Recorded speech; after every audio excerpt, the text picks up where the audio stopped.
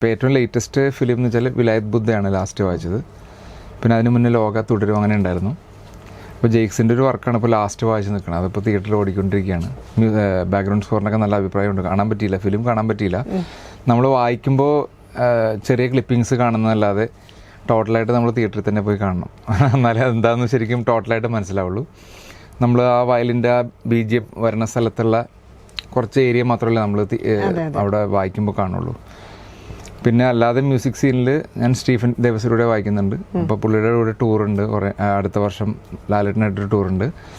അതൊക്കെയാണ് ലേറ്റസ്റ്റ് ആയിട്ടുള്ള പ്രോജക്റ്റ്. പിന്നെ ബോംബെയിലൊരു സാഷ എന്ന് പറഞ്ഞൊരു ലേഡി ഉണ്ട്. പുള്ളിക്കാരി സിംഗറും അറേഞ്ചറൊക്കെയാണ്. അപ്പോൾ അവരുടെ ഒരു പ്രോഗ്രാമിന് വേണ്ടി ഞങ്ങൾ ഡൽഹിയിലും ബോംബെയിലും ഇപ്പോൾ ഈ നെക്സ്റ്റ് 2 ഡേയ്സിൽ പോകും. അപ്പോൾ അവിടെ ഒരു ദിവസം പ്രാക്ടീസ്. അപ്പോൾ ഒരു വലിയൊരു ഓർക്കസ്ട്രൽ പരിപാടിയാണ്. അപ്പോൾ ഓർക്കസ്ട്രൽ എന്ന് പറയുമ്പോൾ ഒരു 4 first violin, 4 second violin, 4 Viola, 2 ചെല്ലോ, ഒരു ഡബിൾ ബേസ്, അങ്ങനെ ഫുൾ സ്ട്രിങ്സ് ഫാമിലിയൊക്കെ ഉണ്ടാവും. പിന്നെ അത് കൂടാതെ ഗസലിന് വേണ്ടിയിട്ടുള്ളതായിട്ടുള്ള കുറേ സോളോ ഇൻസ്ട്രുമെൻറ്റ്സ് ഉണ്ടാവും. ഇപ്പോൾ ചിലപ്പോൾ ഒരു ഫ്ലൂട്ട് ഉണ്ടാവും, സാരംഗി ഉണ്ടാവും. പിന്നെ ഇപ്പോൾ ഒരു മോഡേൺ അറേഞ്ച്മെൻ്റ് ആകുമ്പോൾ കീബോർഡ് ഉണ്ടാവും. അപ്പോൾ അങ്ങനെ ഒരു പുതിയൊരു സെറ്റപ്പിലേക്ക് ഗസലിന് വേറൊരു ഫോമിലേക്ക് അവർ നേരത്തെ ട്രൈ ചെയ്തിട്ടുണ്ടാണ്. മിക്കവാറും ഹരിജിയൊക്കെ ട്രൈ ചെയ്തിട്ടുണ്ടാവും.